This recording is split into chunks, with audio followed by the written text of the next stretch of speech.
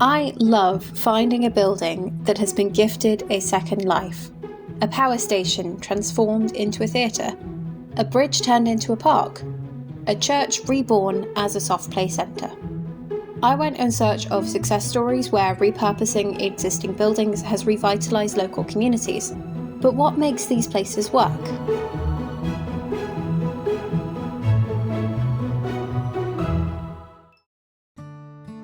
Adaptive reuse is where existing buildings are repurposed in a different way to how they were originally designed.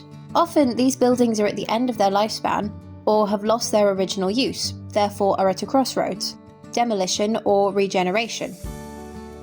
By creating a new life for an old building, this can help retain original design features and can have wider-reaching benefits beyond the site itself. For example, by injecting cash flow into a disadvantaged area, providing employment both during and after construction, and ideally engaging with the surrounding community.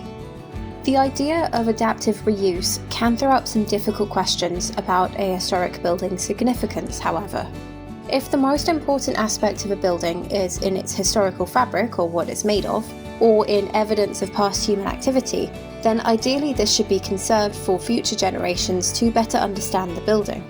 Equally, if there are strong architectural or design values, then any reuse of the building must honour this and not detract from the original vision for the building. For example, a 1920s factory would want windows in keeping with its existing facade, using thin metal Crittall-style windows, rather than modern, chunky PVC windows which wouldn't be in keeping. I want to preface the rest of this video with a note. As you will probably see, this topic, along with many within the field of building conservation and architecture as a whole, is filled with nuance. Like there is no singular definition of adaptive reuse, there is no single right answer to repurposing an old building. Every building, and therefore every project, is different. The United Kingdom has a wealth of historic buildings, a great deal of which we are at risk of losing. Save Britain's Heritage has been campaigning for 50 years to find new life for old buildings across the United Kingdom. Their Buildings at Risk register shows around 1,300 listed buildings at risk, many in poor condition. But across the last half a century, Save has helped communities bring life back to hundreds of buildings and streets across the nations. This is promising in multiple ways. Firstly, it provides hope for existing buildings that have fallen out of use, that the structure will not be wasted. Demolition is one of the biggest sources of carbon emissions in the construction sector, causing up to 20% of emissions from the built environment. However, retrofitting an existing building can emit 50 to 75% less carbon than demolishing and reconstructing the same building would. Secondly, revitalising an area through its existing architecture can provide or reinstate a sense of place, boosting community morale and invigorating the economy of the local area, and can even raise the project to national importance. Take the Tate Modern on London's South Bank, for example. Originally a power station, the Tate Modern reopened in 2000 and is now one of the world's most prominent centres for contemporary art. There is limited methodology on the success of adaptive reuse, but we're going to take a look at some considerations from a few sources to try and find some common ground. The key question I've discovered across my research is, how well is the building modified for its new use while still retaining its significance? The Australian branch of ICOMOS, the International Council on Monuments and Sites, says that the most successful reuse projects add value for the future, as well as respecting the past. Beyond this, we can categorise success into the following factors.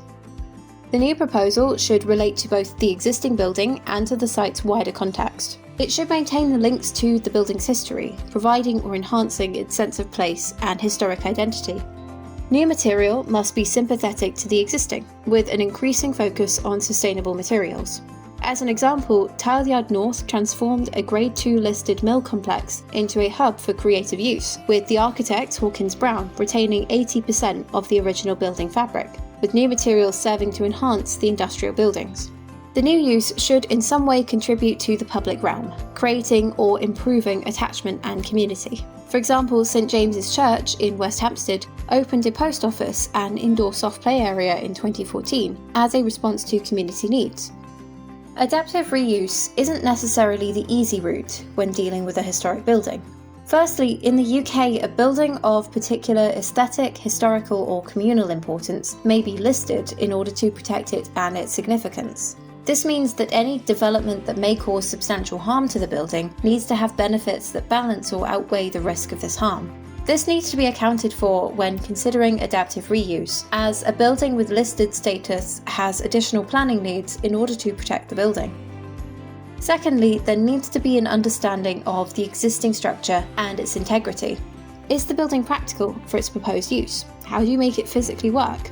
This may be a challenge if the building has been out of use for a significant amount of time, or if there are limited sources on the original construction methods.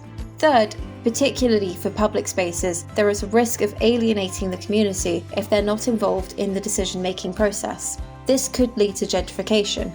As the space becomes more desirable, it drives prices up and can displace existing communities as they're priced out of their area, which can result in the loss of what gave the area its character in the first place. Coal Drops Yard, located just behind King's Cross Station in central London, is widely considered a successful example of adaptive reuse. In several ways, it is a textbook reimagining of the space to breathe in new life while paying homage to its built history. It takes the existing structures of the site and creates something new and exciting with them, particularly the central kissing roof lines designed by Heatherwick Studios, originally a pair of warehouses for storing coal, hence the site's name. It created new venues for retail, dining and entertainment, and to top it all off, the whole area is pedestrianised and cycle-friendly. However, the regeneration also sanitised part of the area's history, where the archways hosted workshops, and the warehouses were home to raves throughout the 80s to noughties, lost to the financial crash. It also generates an air of exclusivity and exclusion. Upmarket designer shops are in the majority. Although the area brands itself as somewhere everyone is welcome, it doesn't always pull this off successfully, particularly as it is privately owned land and comes with more unspoken rules than the average public space. We'll save that for another video. So, Coal Drops Yard works on paper. It honours some of the site's heritage, is both sensitive and playful with its materiality and design, it's practical, and yet lacks that community focus that could make it wholly successful. Not every adaptive reuse project needs to be quite so high profile to have an impact. Let's take a look at something a little smaller scale. Farnham, Surrey, a small town with two historic identities, first as a brewing hub for the southeast of England, and now a world craft town. No building better demonstrates this duality than Farnham's Arts and Community Centre in the heart of the town, the Farnham Maltings. The Maltings existed first as a tannery before its use was changed in the mid-19th century to a malt house. The malting process continued on site until 1956, when the site was closed and the complex left abandoned, with no clear future for the buildings. There were plans in the 1960s to convert some of the Maltings buildings to apartments, with the rest of the site slated for demolition, the fate of many of the former hot kilns around Farnham. However, an idea to convert it to an arts centre inspired the Farnham Trust to acquire the site for the community. Work began on the conversion in 1969, with a grant later acquired from the Arts Council of Great Britain to finance the work, and today it's well renowned as a community centre and key hub for theatre productions, music and crafts. The complex includes a great deal of the original building fabric, including the original roofline with pyramidal forms where the kilns used to be, which ties the Maltings back into its site context by the river. Inside, exposed structural elements bring in light to rehearsal and performance spaces. Additionally, the new materials that have been introduced are sympathetic to the existing. The Maltings is a charity financed by donations and fundraising to bring craft workshops, theatre and music to the community. By reviving the complex, the Farnham Trust has extended the building's lifespans by at least another 60 years so far, with no signs of stopping. Farnham Maltings is not the only former malt house to be converted into an arts centre. Another possibly better known example is St Maltings in Suffolk. Established by composer Benjamin Britten and his partner Peter Pears in the 1960s, now an art and music venue along with a music school.